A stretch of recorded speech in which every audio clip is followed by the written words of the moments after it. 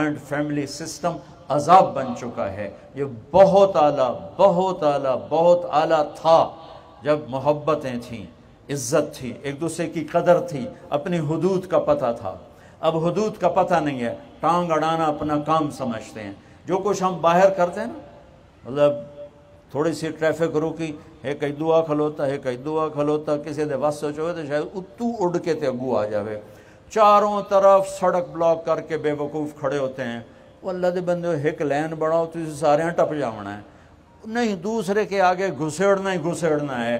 جو کچھ ہم ٹریفک میں کرتے ہیں وہی ہم اپنے گھروں میں رشتوں میں کر رہے ہیں، جس سے رشتے پھیکے پڑ گئے۔ رشتہ پہلے ہے، باقی چیزیں بعد میں ہیں۔ رشتے کا مضبوط ہونا پہلے ہے اور باقی چیزیں بعد میں ہیں۔ اور رشتوں کو مضبوط کرنے کے لیے پیسہ نہیں چاہیے، محبت چاہیے، نبی والے اخلاق چاہیے اور درگزر چاہیے جو ہمارے ماحول سے نکل چکی ہے۔ ہم ایک دوسرے کو معاف نہیں کرتے، ایک دوسرے کی دلداری نہیں کرتے۔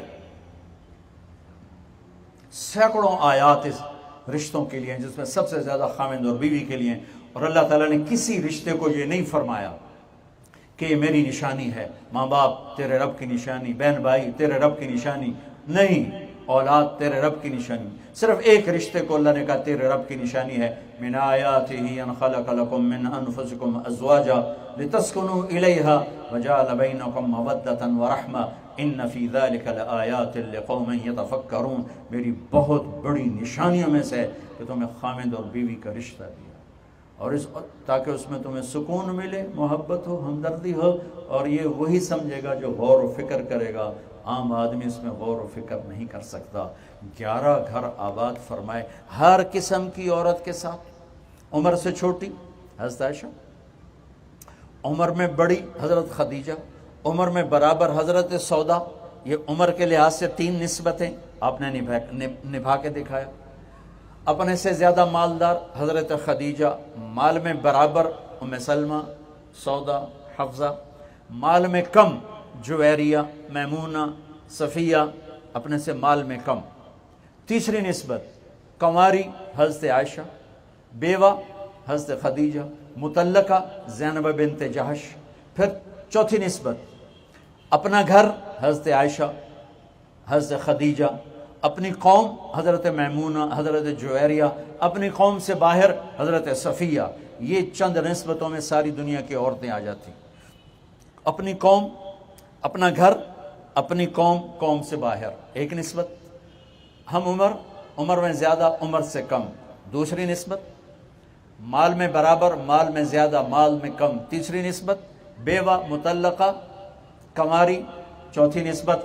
ہر نسبت کی خاتون سے شادی کر کے گھر کی زندگی کو سمجھایا، گھر کی زندگی کو سمجھایا۔ عرب میں عیب تھا اپنی بیوی سے اظہار محبت اور بیٹھ کے بیوی کے ساتھ کھانا کھانا۔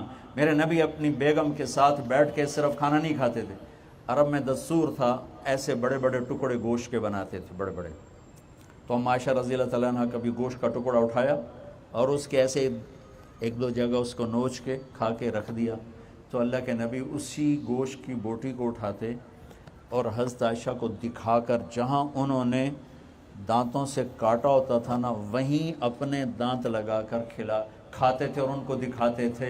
یہ فیصل آباد والوں کو زندگی سمجھائی ہے۔ عائشہ نے گلاس اٹھایا، پانی پیا، پیالے بڑے ہوتے تھے، ایک دم پیا نہیں جاتا، آپ نے رکھا، اب وہی پیالہ اٹھاتے، جہاں حضرت عائشہ کے ہونٹ لگے ہوتے وہیں ہونٹ لگا کے پانی پیتے تھے۔ یہ ہمیں زندگی سکھائی۔ اور میں ایک حدیث پڑھ کے دنگ ہوا، جب سے پڑھی ہے میں بیان کرتا جا رہا ہوں۔ آپ نے حضرت عائشہ چونکہ سب سے چھوٹی، کنواری، باقی سب یا بیوہ یا مطلقہ، یا بیوہ یا مطلقہ، یا عمر میں برابر یا عمر میں بڑی، یا حضرت عائشہ سے عمر میں کافی بڑی، تو ان کی دلداری کے لیے ایک بول فرمایا، آپ انتہا کر کہا، عائشہ مجھے جب سے پتہ چلا ہے نا، اللہ نے مجھے بتایا کہ تو جنت میں بھی میری بیوی ہے، تو مجھے مرنا آسان ہو گیا، مجھے مرنا اچھا لگنے لگ گیا ہے کہ مجھے پتہ چلا ہے کہ تو جنت میں بھی میری بیگم ہے۔ یہ اظہار محبت تھا سکھانے کے لیے سکھانے کے لیے، سکھانے کے لیے۔ جس ہستی نے اللہ کو دیکھ لیا ہو، انہیں اللہ کے بعد کس کا ضرورت ہے یا کس کی طرف میلان ہے یا کس کا عشق ہے؟ صرف گھر کی زندگی چونکہ مشکل ہے، اس کو سکھانے کے لیے۔